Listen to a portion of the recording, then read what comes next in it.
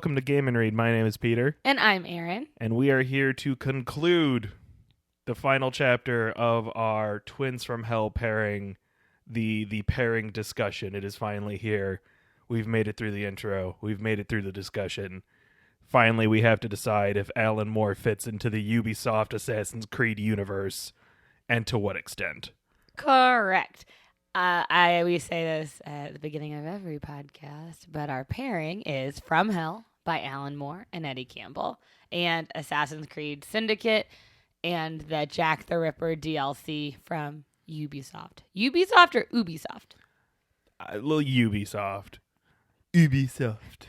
You have to say it with a French accent to be accurate. Got it. And then if you're talking Assassin's Creed, I guess you need a French Quebecois accent because they're, originally made in Montreal.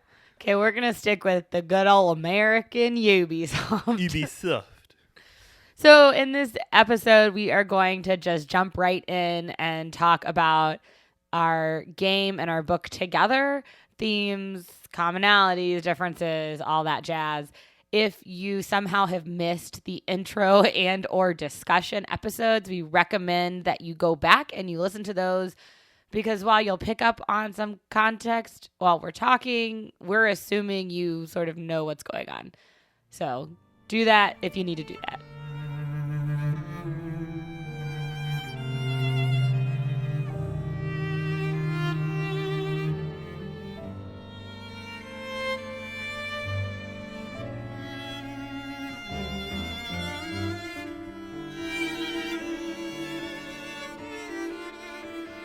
Let's start with depictions of London.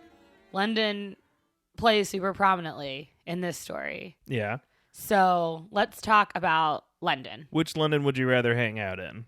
Oh, absolutely Assassin's Creed London. Are you sure? I feel like a lot more murder happens in Assassin's Creed London. Oh, well, I guess that's Because only true. like 5 murders happens in From Hell London, where it's like, it definitely feels cruddier, but at the same time, it's like, there's a lot fewer people getting randomly murdered on the street. Well, I guess that's true. In Assassin's Creed, maybe it's just because the tone of Assassin's Creed is lighter than From Hell. The London of From Hell just feels like a horrible place. Yeah, it's definitely trying to make a little bit of that argument, I think. But at the same time, it's certainly more... I guess we don't need to judge them based on where we'd rather spend time, because the answer is neither. Correct. But as far as depictions with regards to whose depiction of London, whose setting of London was better utilized for the service of the overall work. And I might argue that Assassin's Creed, the world map is probably one of the best things it has going for it, in that it's pretty fun to traverse around. It is like we said previously, a pretty, if not a little muddled world with regards to color and kind of repetitive use of certain building types and styles, but it definitely is what makes that game enjoyable. If that map were worse or not as big and open and not as interesting to jump around in, that game would be complete trash, I think. Absolutely. The commonality of like when you're on a rooftop and all the rooftops look very similar and the corridors look very similar. I totally get that. But I think you're right. If they didn't do a good job in the London setting, there wouldn't be enough hook to get me. Like for me, I don't think I would have wanted to run around a less well done cityscape. Yeah. I would say alternatively, in From Hell, you wind up with kind of a limited scope of the city itself. They spend most of their time in Whitechapel specifically, that being, where all the murders take place and being the primary setting of this one part of London. But at the same time, just the illustrative style wasn't always highly detailed. And it focused, I think, primarily on the figure drawings of the characters. And so while there are some shots where it's very distinctive with the landmarks that they're showing or what part of town they're in, where the whole chapter where you're just going on a tour of the black magic sites of London, basically, you or specifically Whitechapel, you get a sense for where those all are and the fact that they're all kind of close together, and you can just zip, zip, zip, zip, and make this kind of pentagram shape. And did you go back into the appendices at all where they actually have the map, like the more realistic map where they laid out? No, I didn't. Oh, I wouldn't say it necessarily looks like a pentagram. It's kind of more like a box with 5 points, but it kind of gets there. On the right map, where maybe the drawing is less accurate, it could totally look like a 5-pointed star. I do think that Eddie Campbell does a really good job of capturing the grittiness of Whitechapel and of the, those particular pockets of London that they're operating in, because it is so sketchy and just that it's a gross place from the drawings and the way that the characters talk about the neighborhood. And so I do think that for this story and for the tone, the London of From Hell certainly fits with the horrific, icky, gross, gritty, disturbing events that are going on. I think if it had been any more polished, perhaps, it would have sort of taken away from the intensity in the murders and the experiences and all of that. Yeah, I would say the only thing that kind of appears in From Hell that I think would have worked well in the actual game itself, Assassin's Creed Syndicate, would be when they do go through into the Freemason. I don't want to say hideout. I guess it's a secret meeting hall, because it's like through this like nice-ish restaurant and then down these stairs, and then they have a surprisingly large chamber with what seems to be a couple of lodging rooms attached to it, and you're like, oh man, they got a secret little hideout down here. This is pretty tight. That's something that I almost wish was translated into this game, that while I don't think it took a lot of direct inspiration from, if there weren't several people helping make that game who read this book, I'd be very surprised, considering it's one of the more popular pieces of Jack the Ripper fiction. I do think that, now that you say that, certainly one of the things that was lacking in the depiction of London in Assassin's Creed that was not in From Hell is there are those hidey holes, those nooks and crannies, the alley and the apartment that's sort of tucked away under the arches and just those little sort of hideout spots. I was expecting more in Assassin's Creed because it feels like that would be so fitting. I mean, you're an assassin, you're sneaky, you would probably know the little hidey holes and things. Well, and in the primary game, there are a decent number of, say, kind of manor, like you have to break into some manors and like the hospitals where like the corridors are a little bit tight, but I don't think they want to make things too much tighter than that, mostly because of how this game controls, where if you kind of like clip a wall, sometimes it'll think you're climbing up it rather than just walking through the door. That was the most obnoxious thing Right. I forgot to talk about in our discussion, but the goddamn climbing. I won't go into it. Well, but that's it's terrible. That's something that I think a lot of Assassin's Creed games have struggled with, and I think that's one of the reasons why you have to, as much as you want them to be like stealthy and hiding around corners, it might be able to build that like looks cool and feels good. And so they have to kind of limit their indoors, and when they do build big indoor levels, they're pretty large. Like, yes, they might have a lot of hallways, but it's like the space is not crazy tight. I will say that the one example I can think of that I think they did a really good job of the inside is in the final boss fight in Jack the Ripper, where you are in the asylum and you go down through the basement morgue. You go down through the basement, through the morgue, down into those sort of like underground, like secret catacombs. Yeah, totally like secret catacombs. And it's dark and it's damp. It's still a big open square once you're inside, right? Like it's still, there's not like a ton of in the middle. It's still pretty open, but they do it. That is a nice sort of nod to these secret spots. Well, I guess building off of that, if you really want to talk about who's building these secret spots. We want to be talking a little bit about the organizations we're dealing with, and going back to just, levels that I think probably should have existed in the Assassin's Creed game and just the main game. They always have these scenes where you see Starrick, the big bad guy, who you eventually defeat, in like his big fancy mansion house and his like office study thing. You never go and like raid his house. Really? Yeah, like the final showdown you have with him is in some forest behind Buckingham Palace. That feels like a little bit of a cop-out. Right, and I'm just like, where's his big-ass mansion? Let me go find that. It seems to be right in the middle of London based on what you can see out the window, but it's not there, and it's just like, oh, I feel like that's a mission you would have built in at some point, maybe even a post-game, or maybe there's some other DLCs that I just haven't dove into, because when would you raid it after you've already killed him?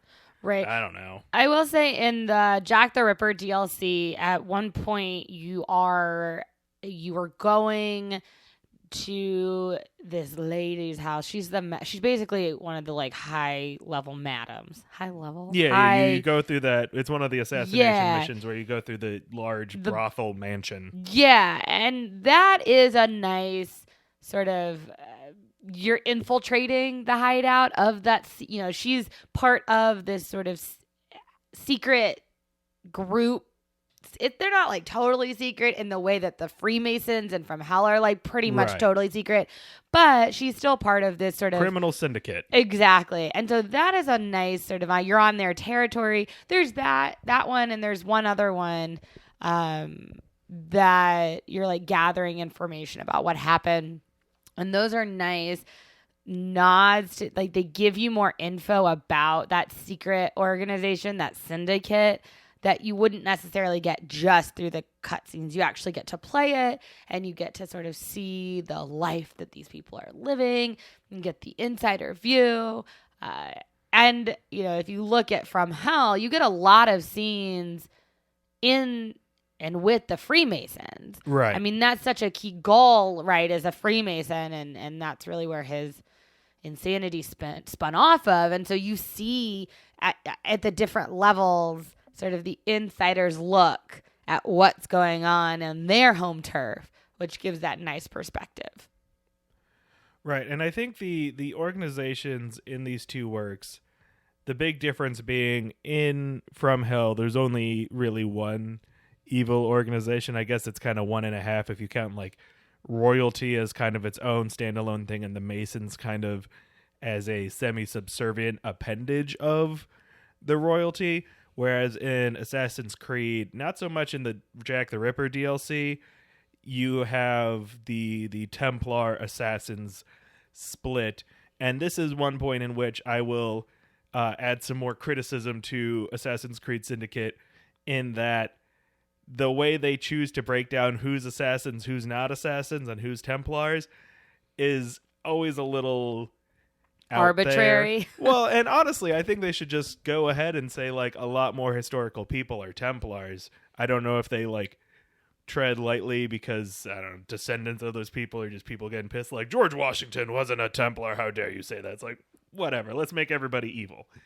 And that really stems from the fact that Queen Victoria is just like perfectly innocent in this game, where it's just like, wait, she's perfectly innocent? oh yeah, no, Starrick tries to like kill her and you save her. Oh, hell nah. Yeah, and it's like, she would know who this Starrick guy is. She would know who the Templars are. She's the Queen of England, let alone a very powerful Queen of England known for just like having her finger all over the place. Right, versus like in From Hell, Queen Victoria, okay, she doesn't explicitly tell Gull to go kill these women, but like she knows, leaves it open to interpretation he could. She leaves it open to interpretation, and then she knows everything that's going on. Like, she would totally be evil or totally be a Templar in the Assassin's Creed world. Like, that's some BS. Yeah, and really the fact that they decided to make Jack the Ripper a spin-off of the Assassins, I think is just like, okay, I get what you're trying to say, and like the assassins aren't all good guys or whatever, but it's like, this is a weird take to go on with this. I have to say, I think that From Hell does a far better job of representing a nuanced secret society situation Yeah. versus Assassin's Creed Syndicate. Assassin's Creed Syndicate is like, they want to have really clear these people are good assassins and on your side, and then these people are Templars and are bad or whatever. Yeah. But by trying to make it so black and white and taking out that nuance, it just sort of cheapens it and it makes it seem super arbitrary. And then to have Jack the Ripper be an assassin, it's like they were trying to give you that like complexity of like, oh, even though he's an assassin, like he's not a good assassin. He's not following the creed. But it just doesn't, they also don't commit to it in a way that makes me feel like assassins are a nuanced group. It feels like they're trying, but they just didn't push hard enough Right. to really complicate it. Whereas in From Hell, the Freemasons, I mean, you have Gull, who is a Freemason, but is like gone off the deep end. Oh yeah, and the other Freemasons, like, it's by the time he kills the first victim, and you know he takes out one of her organs and cuts her up real bad. It's just like they're like, what the hell did you do? It's like, you were just supposed to stab her, Jesus. And he's like, I've got a grand vision, and they don't step in at that point. They're just like, well, what are you gonna do? We can't possibly reprimand one of our brothers. Right. Well, they do show, I think they do a better job, though, of like showing that you have these splinters within the society, whereas Assassin's Creed doesn't. Like, Jack doesn't feel like a splinter because they don't give you enough. Like I said, they don't commit enough. He doesn't feel like a real part of the Assassins. Exactly. Yeah. Because, you know, if he had been, first of all, I think we talked about this in the discussion episode, he looks ridiculous. Like, no evil scarecrow Jack the Ripper. Assassin is walking around with a fucking top hat and pillow head. Like, this is not. Excuse me, ma'am, may I terrify you today? Right? It's like, it's so absurd that how am I supposed to believe that this is a stealthy assassin who's Yeah. gone off the deep end? Committing secretive murders. It's like, everybody knows who's doing it. It's the crazy guy with the bag over his head. Yeah. Who runs around shrieking at people. I think the treatment of these secret organizations it wasn't perfect in From Hell, but it certainly was not where it should have been in Assassin's Creed. Well, here's what I liked about From Hell is that it runs, I think, a good line of both, like, yes, the people in this organization are incredibly powerful, but they're also, like, foppish and stupid. True. And I really like that about it. And you just get in a couple of glimpses here, especially after, like, they bring in Gull after he's done all the murders and he's, like, fully confessed to Aberline and Lee's the psychic. He just is like, oh yeah, I killed them. I'm sorry, my wife. This has been such a hard time for you.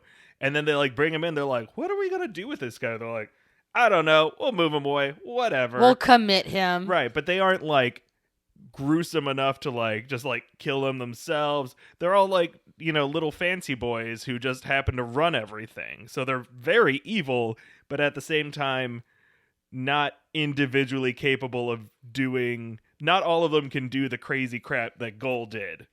Right. They definitely do a great job of, you know, of making them not geniuses. I hate that when it's like, oh, this is the evil genius.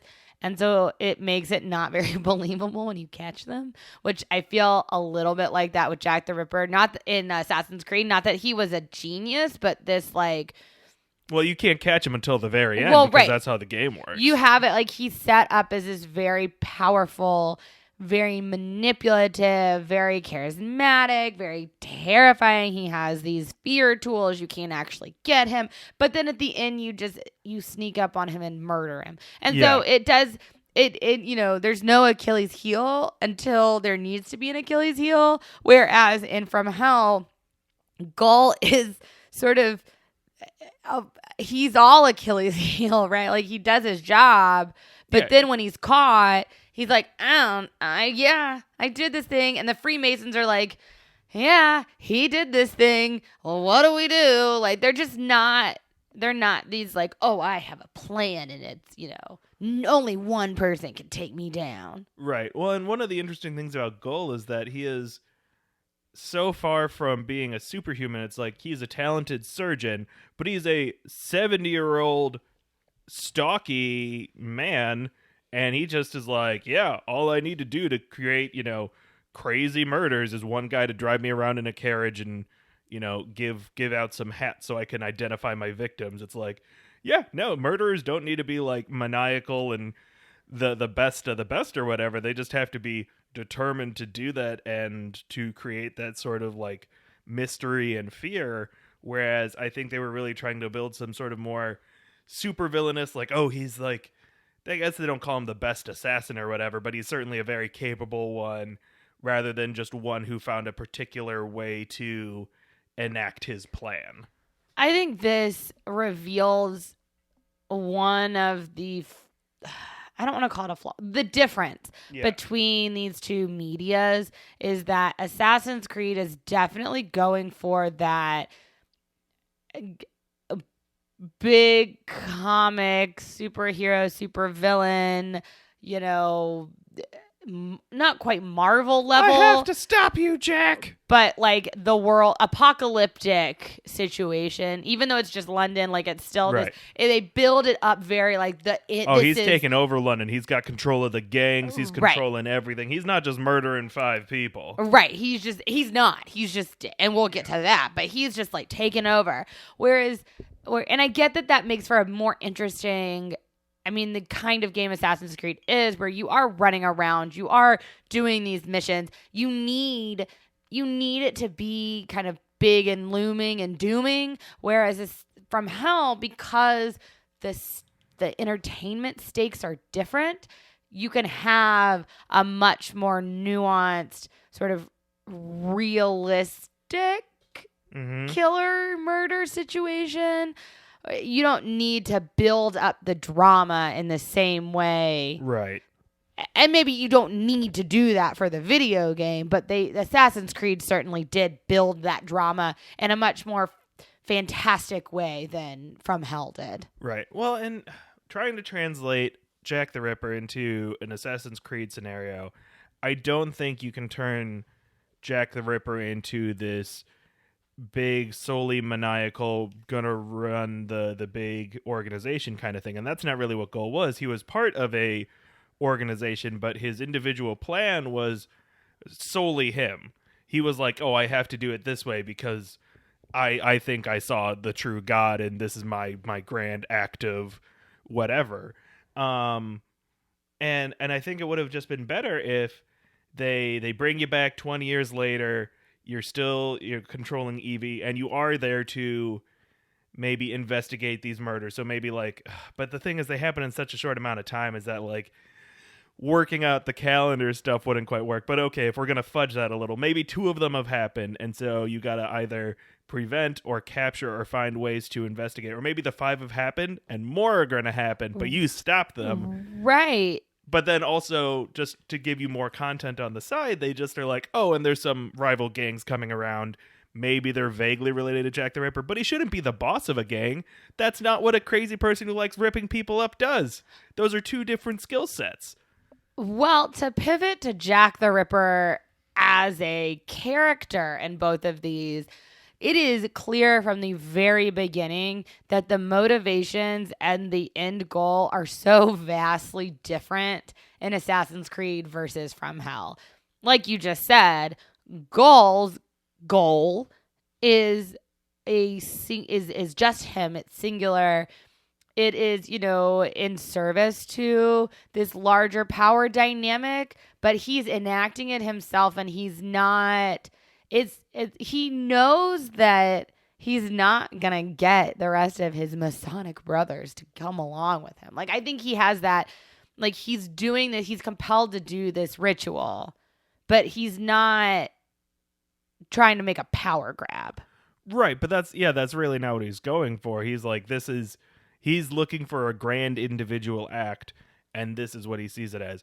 The way in which they're very similar is that they're really tied to a heavily fictionalized psychosis, where both Jack in Assassin's Creed and Gull in From Hell, the reason they're doing these is heavily influenced by their own mental illness. The way it's kind of depicted is very much a lunacy, if you will, like a pejorative term, but that's really how they're kind of depicting, especially in the Assassin's Creed side, where, you know, he's driven mad by, I guess, the memory of his mother, and this didn't come out sooner in his life, really, to the point where it's like, I feel like there probably would have been some signs earlier on in his life, and Jacob would have been like, let's pump the brakes and maybe figure something else out rather than training you how to murder people effectively. I do think that Assassin's Creed is trying to, like, have it both ways. They want Jack to be quote unquote crazy. They want him to, like, have this mental break. Oh yeah, you see the words popping up in front of him on the couple bits where you have to control him, where it's like, kill, get away, and no like witnesses. Things go blurry, and you start, the like controller vibrates, and they definitely want you to feel like Jack is in the middle of a psychotic break, and that's why he's doing these things. But then they also make it seem sort of like this is this long plan, like it's very intentional. He's been building to this. But they don't really do a great job of either. Whereas Gull, you understand, I think, at least for me, I understand the depiction of Gull as sort of falling into this psychotic like this psychotic experience. Right. And you really get that feeling of just dread and illness and just depravity, but you don't, it's just confusing in Assassin's Creed. I think that aspect of it is just really confusing. Right. And I think the difference is they show you what Gull saw. Gull thinks he saw the creator, and he felt he felt compelled to act in this way in the service of some spirit of whatever it was. Like, and it's not necessarily something that you can relate to because it's not like an everyday experience, but if you actually thought you saw an otherworldly being, you can see how you might feel commanded to do something from that. Whereas they don't show you any real impetus with that from Jack's perspective, even though they force you to play as him in Assassin's Creed Syndicate. They just show you like, oh, what if we had some like jagged words pop up in front of you and it looks kind of like a bad album cover right there, instead of actually showing you in a cutscene or otherwise his own, not necessarily trauma, or maybe what he actually sees. Because the way they show him like what he sees is the real world plus some floating words. And while I have not studied various things that might make you see visions, I don't think it's just you see floating words in the air.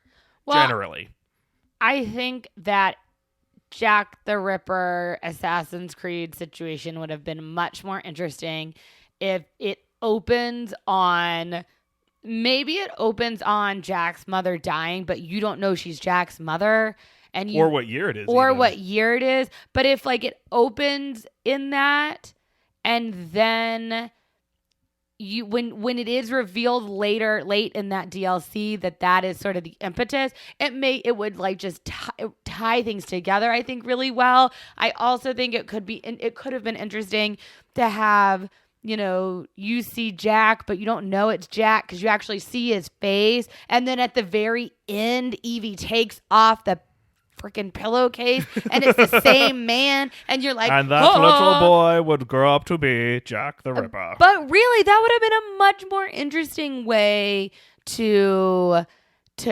explain Jack. I think even if the payoff was late, I would have found that far more satisfying than what they gave me. Right. They just gave you a mystery character who they say, oh, no, this guy was always trained by the assassins. With mystery motivations as to why he's killing people and taking over gangs. And like in the world of creative fiction and games or otherwise, the idea that it's just a long-term vengeance plot is like, okay, well, that's pretty pat. You really didn't try much with this, did you?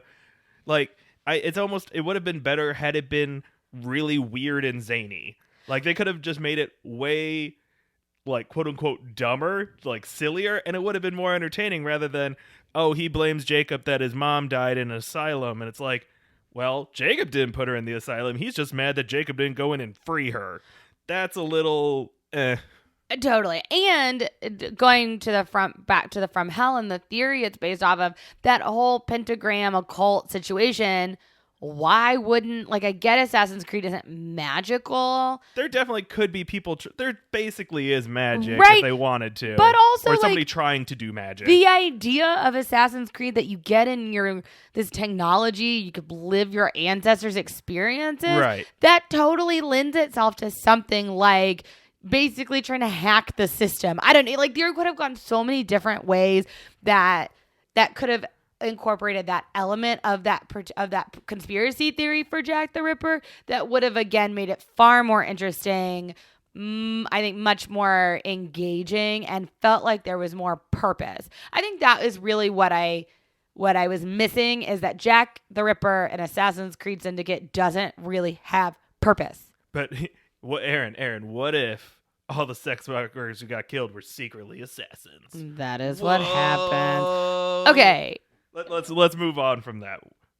Gold Jack the Ripper, interesting character. Jack the Ripper in Assassin's Creed, not interesting character. Final judgment. Let's move on to them actually, how they handle the conspiracy, how they actually handle the history. We've kind of jumped around this with talking about the organizations a little, what the individual motives were for these Jack the Rippers.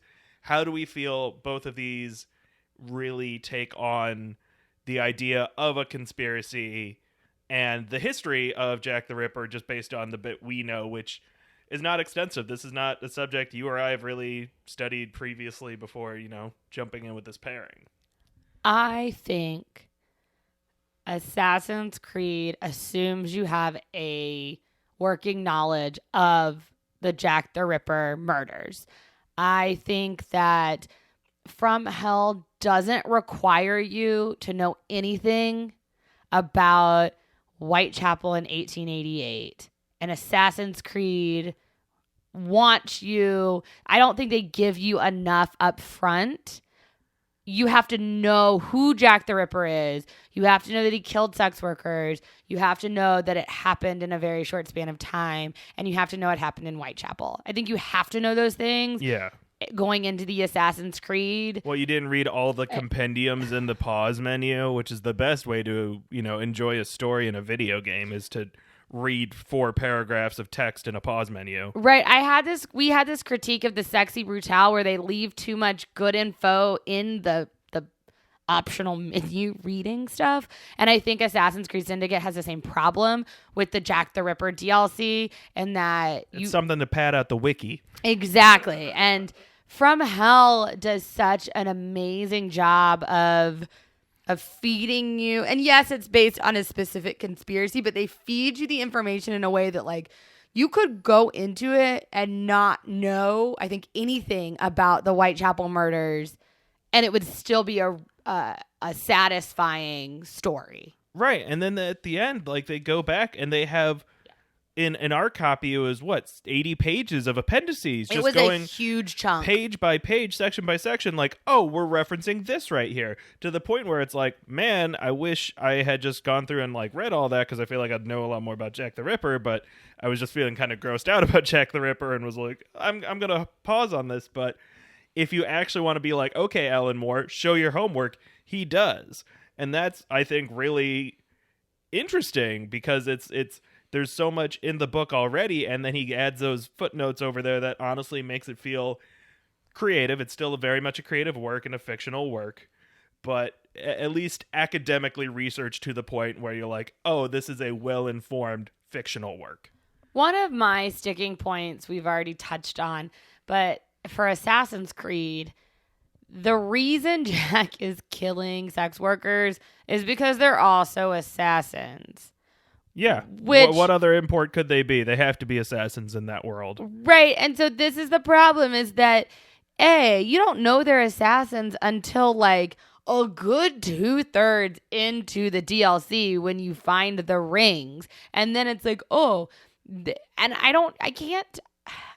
couldn't tell if, like, Evie, the character, knows they were assassins the whole time, and just you, the player, have that revelation. They sort of nonchalantly mention like, oh, this is her assassin's ring. And it's like, wait a second, excuse me? So I don't think she knew because he kind of gives her the hint right at the beginning of that, where it's like he gives her like, oh, our neighbor, the unfortunate woman or whatever. And it's all being kind of coy, be like, oh, remember that neighbor we had who was a sex worker?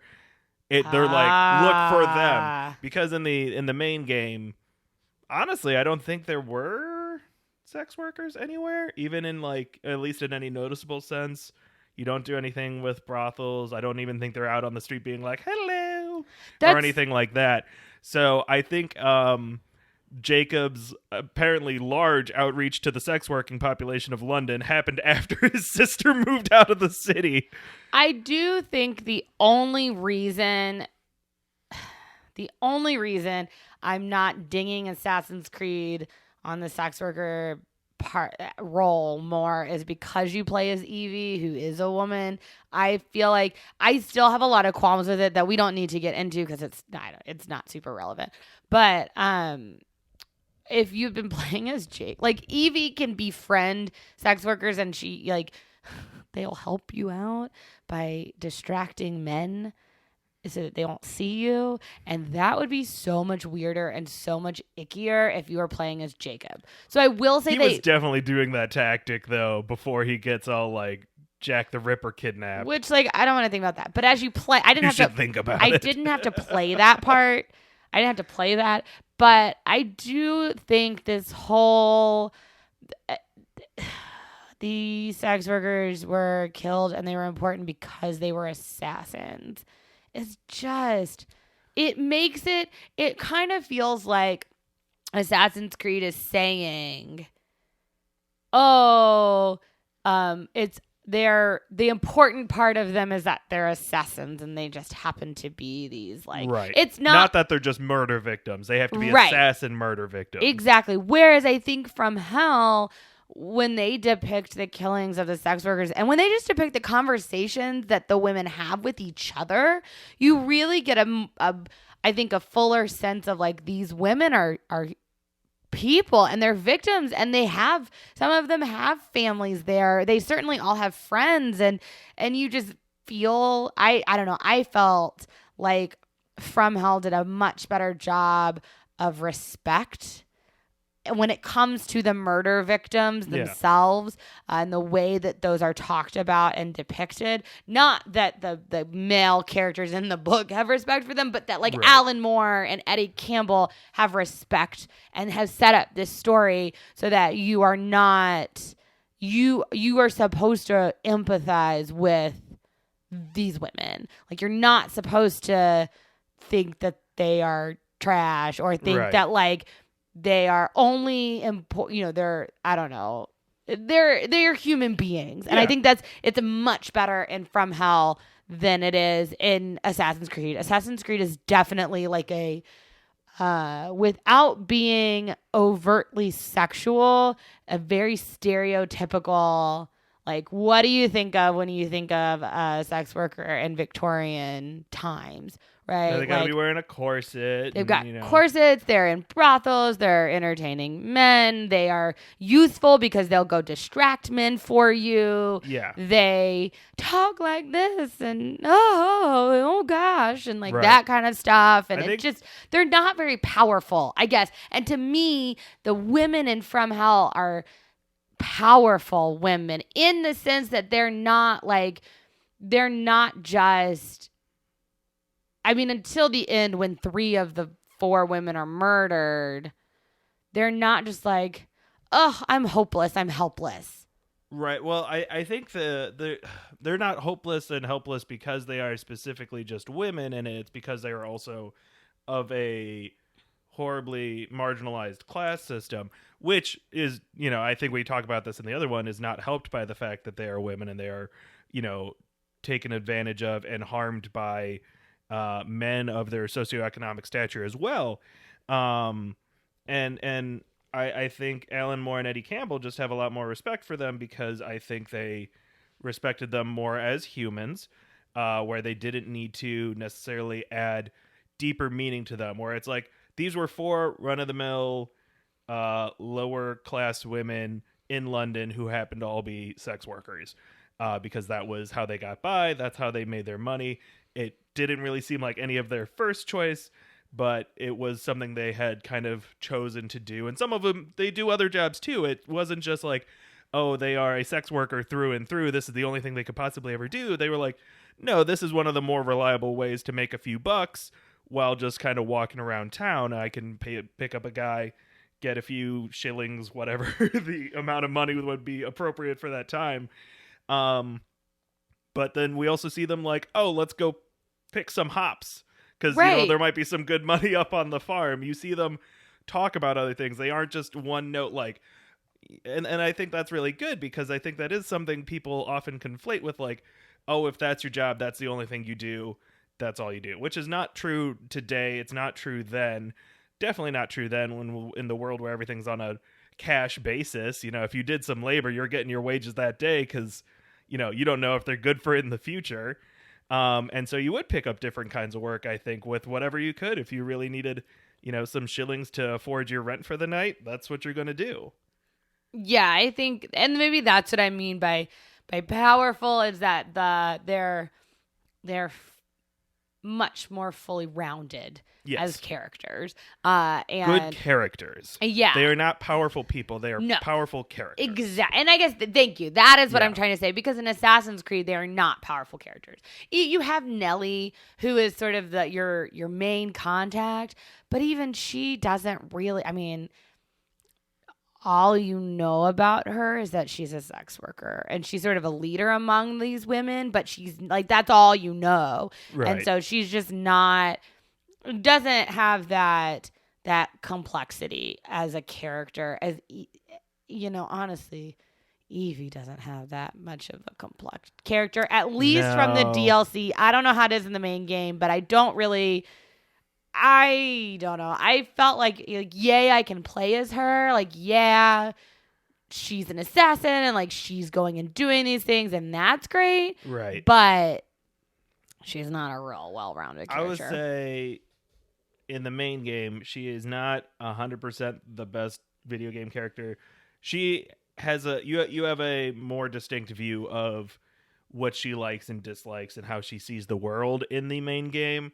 And that really comes a lot from her and her brother, how they play off each other throughout the different scenes that happen, where Evie is the diligent student of the two. She knows the Assassin's Creed very well. She knows the training very well. She follows the rules, and to great success. She's a very talented assassin, and I think they both kind of, she took a lot of meaning from her father's words, because the person who was also training them, and then she also has this a very fairly forced romantic story with one of their assassin friends, Mr. Green, who is a Indian man living in England, and that's why she lives in England. Is that gotcha? It's implied that they go off and get married and have kids and move to India and be assassins in India.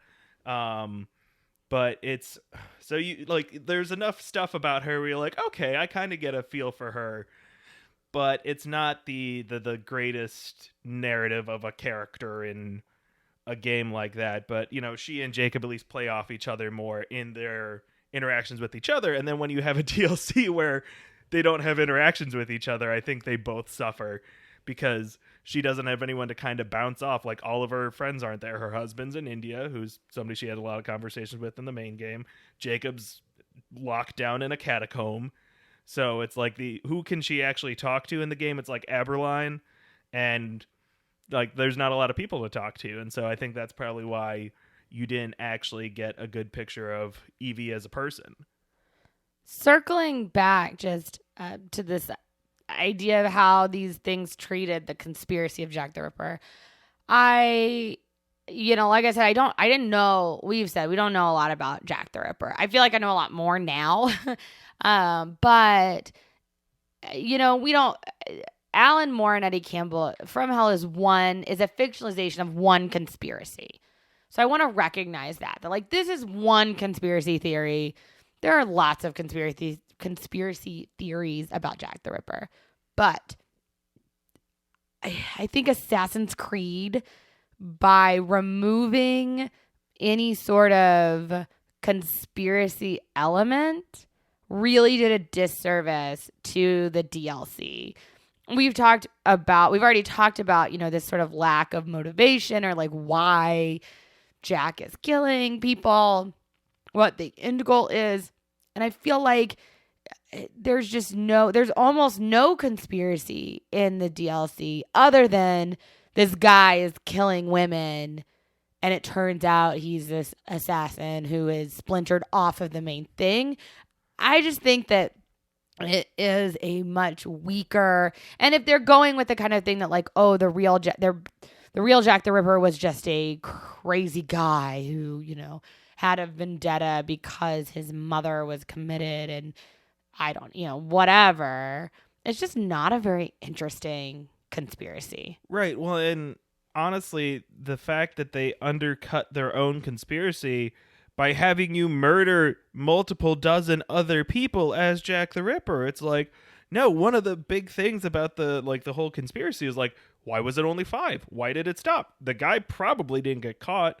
Like the one person they try and I guess pin it on and From Hell, and I'm guessing that's somebody who had it kind of pinned on them at the time. Like, it's probably not them who did the murders, probably. Otherwise, I think we would have had a more conclusive proof and there wouldn't be as many conspiracies this far in history. But it's just, no, if you say, oh, this guy killed these 5 people and these are the 5 important ones, and he's also going to murder literally dozens of police officers, that's honestly a little bit more interesting if we're talking real life. It's like, okay, these 5 sex workers were murdered and 24 police officers. The news at the time would probably slightly be more concerned, like, who just killed 24 cops?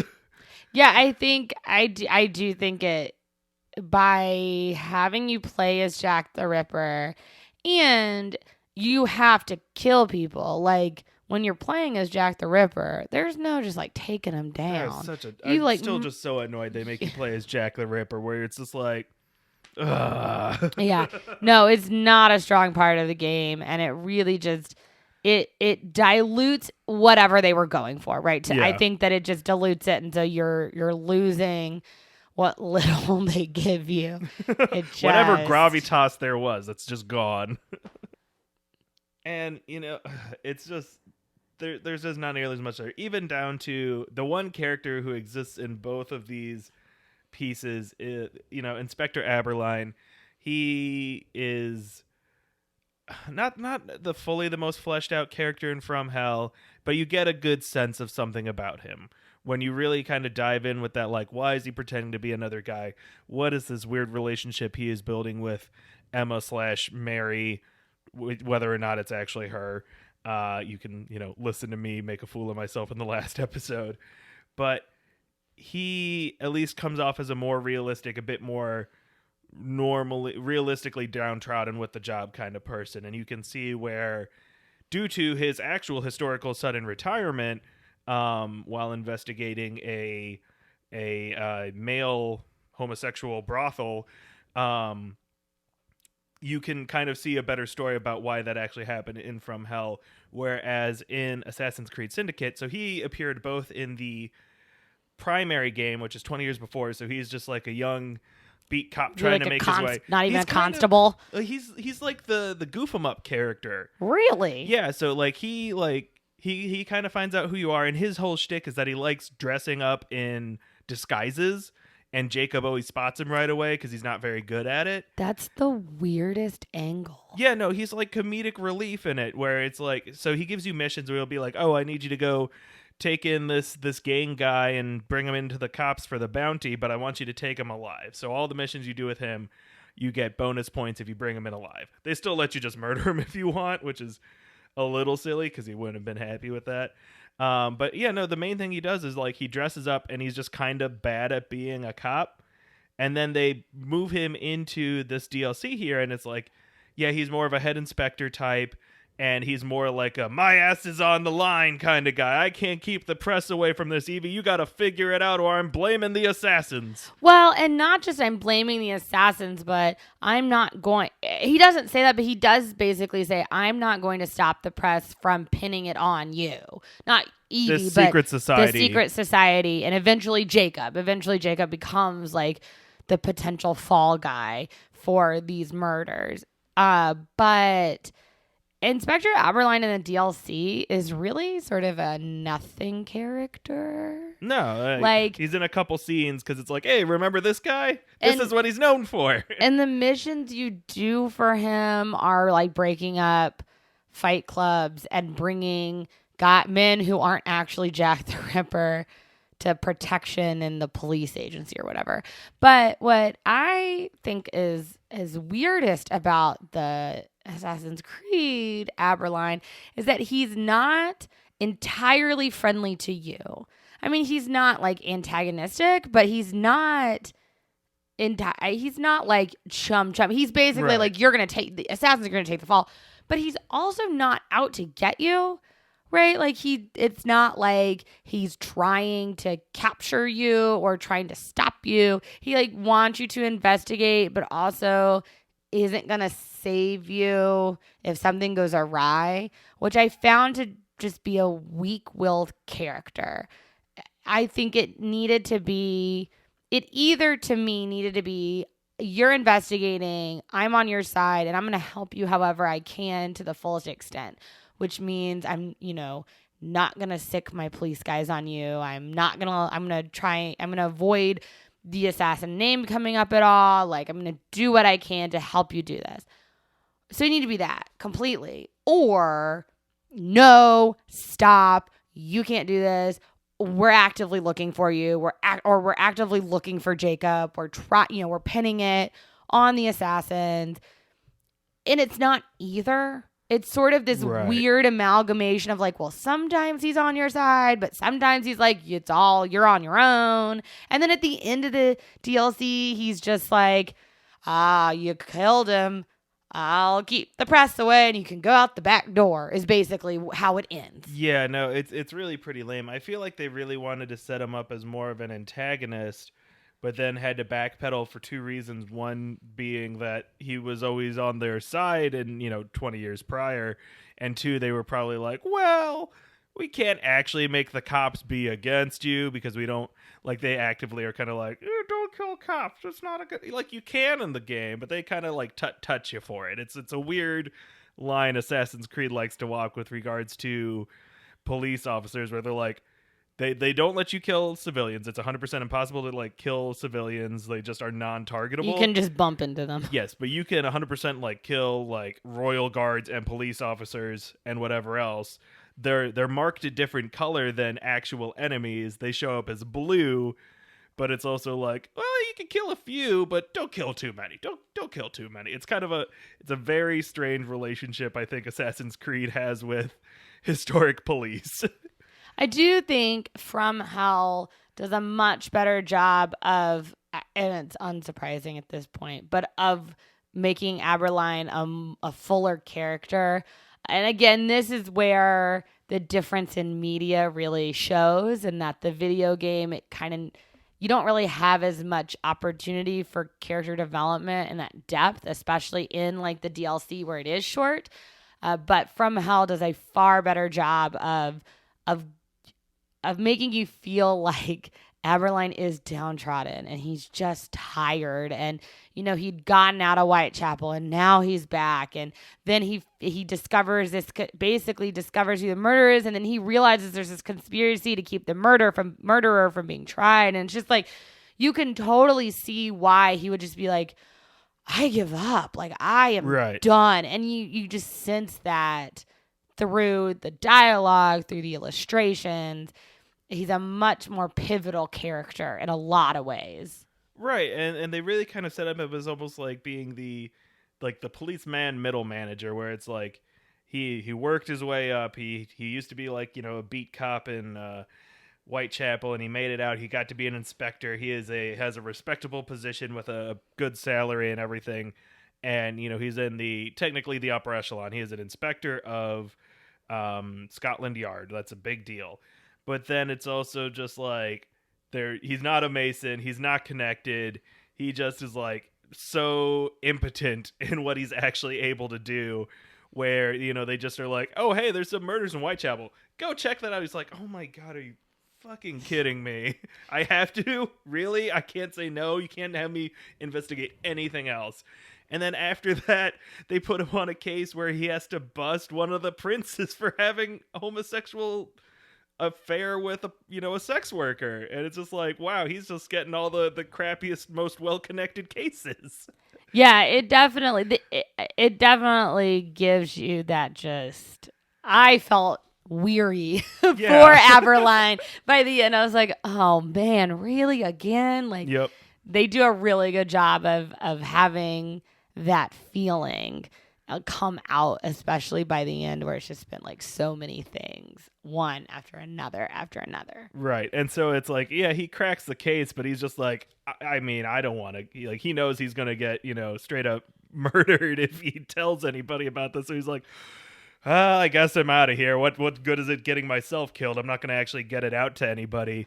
It's kind of like he's like the anti Rorschach from Watchmen. And I know you haven't read Watchmen, but Rorschach is very, well, he's kind of a fascist, but he's also very committed to the truth.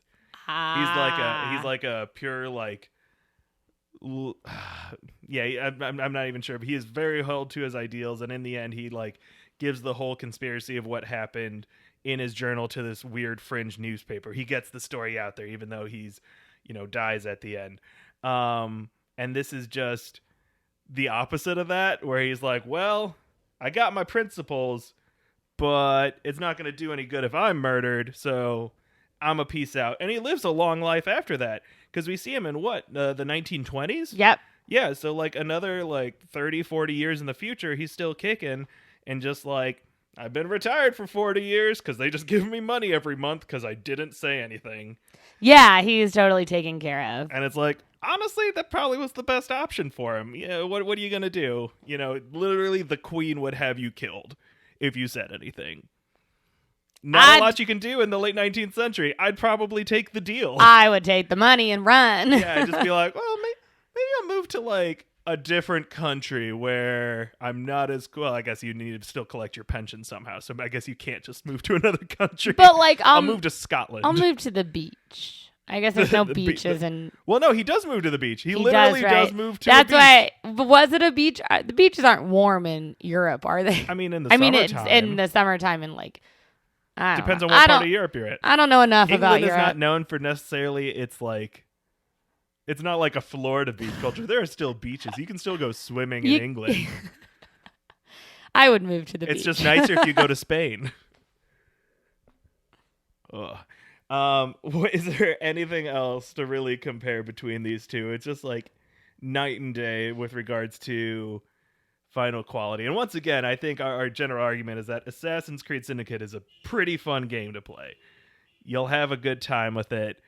And it's not a bad game. Gets a little repetitive, but it's not bad. I think From Hell, we almost did a disservice to Assassin's Creed by pairing it with From Hell. I think we just did a disservice to From Hell. It deserves a better game to go with it. Well, I think, yes. But I also think Assassin's Creed, we're shitting on Assassin's Creed a lot. But it is. It's a fun game. Like you said, It's fun to play. It's fun to run around. From Hell is just such a phenomenally composed book. Yeah. And because they both deal with the DLC and the book both deal with Jack the Ripper, there's no comparison. It's like no, and we are games and books. We are pretty narrative focused with this. So if we're talking from a narrative, a character, all that kind of storytelling goodness, world building goodness, Assassin's Creed just really falls flat.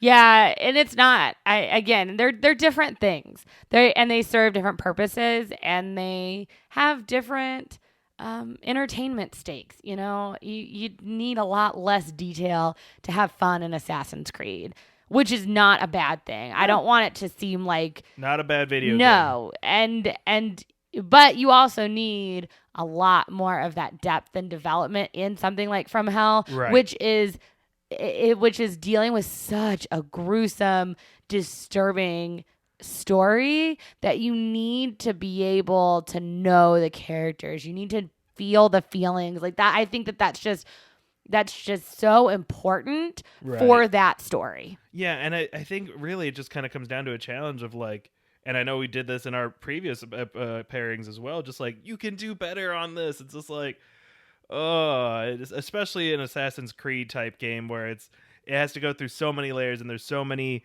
writers and people who can help influence that, who I'm sure majority, if not all of them have talent. Obviously, they're all making a really amazing product, but it's just like, you can do it. You can just step it up a little bit on a couple bits of this. You can I don't know. I don't know what to say beyond that. It's my encouragement to this very large company to make more interesting video game stories, please.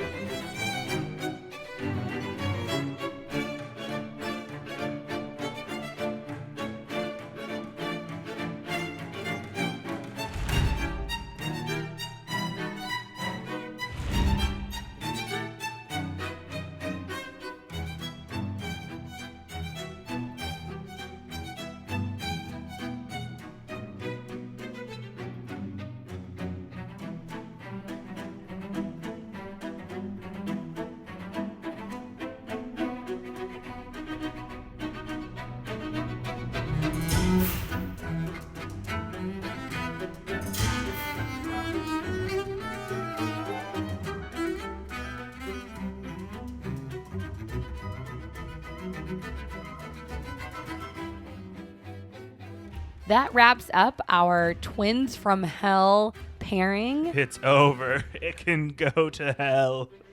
We will be back. We'll have a topic episode, and then we'll jump into our next pairing. So watch for that. You can find all the things that we do at our blog, which is gameandread.wordpress.com. Which we should say includes a full list of the games and pairings we have planned for the next several months. So we don't have specific dates written on them, but you can kind of jump down the list because we're going to do it in the order that we have on the site. You can also follow me on social media. My Twitter is @NerdInTheWorld. I am on Twitter @BookishTextPat, and I have a Bookstagram with my mom. You can find us at A Tale of Two Shelves. Our intro music was written and performed by Avery Murchison. We have a link to his Bandcamp in our episode description. Thanks for listening. And we'll see you next week. Game and Read. With Scott Adsit. Adsit. Adsit. Adsit. Adsit. ADSIT. Adsit. Get at us, Scott.